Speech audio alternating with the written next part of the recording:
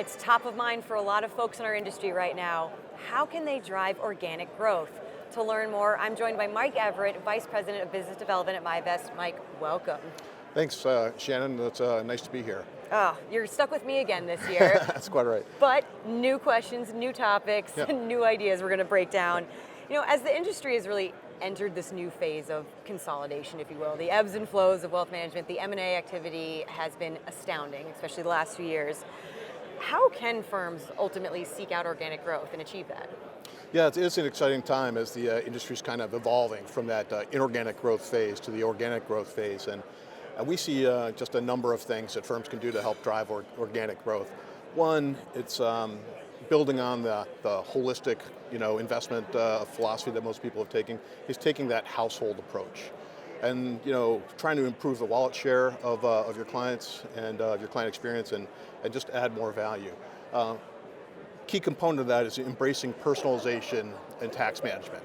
So we think that is an absolute critical component and something that a firm should not be afraid of.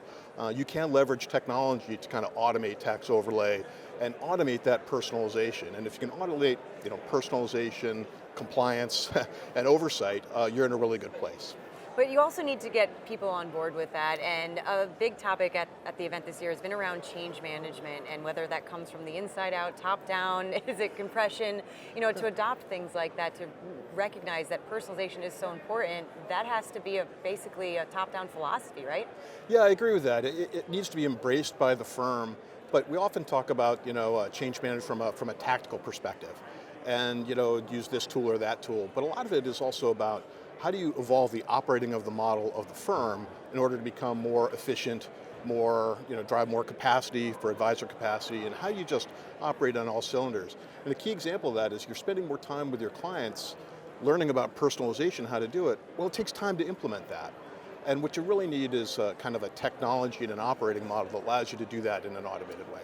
And speaking of models, you hear the debate a lot about rep as PM. Is it dead? Is it not? Can that model succeed? What are your thoughts? Oh, we don't think it's dead by any stretch of the imagination, but we do feel that it can evolve. There's opportunities within the rep as PM model for firms to help the advisors become more efficient and become more scalable by adding and creating advisor capacity. A couple things there. One, firms can give advisors exception-based tools. Two, they can also offer investment, ideas, investment IP, building blocks of asset allocations, models, recommended securities. And three, they can also give them the opportunity to delegate trading. And collectively, that can create meaningful capacity that advisors can utilize to work with clients. And how do you view success around that particular model? What are the elements of it? Oh, that's a really good question. I think success is really creating that capacity, and what you'll find is advisors, once they embrace it, will start to do more and more of it. So because they're realizing their value add is with the end client.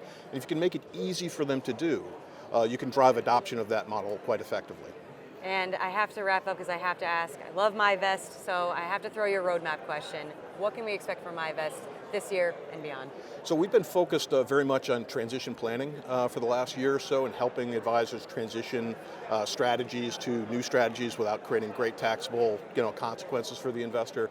And we're doing more and more with that, particularly on the reporting and giving advisors tools or reports and data that they can present their value to the investor. Well, fantastic. Looking forward to hearing more. Mike, always a pleasure. Thank you for your insights. Thanks, Shannon. For wealthmanagement.com, I'm Shannon Rosic.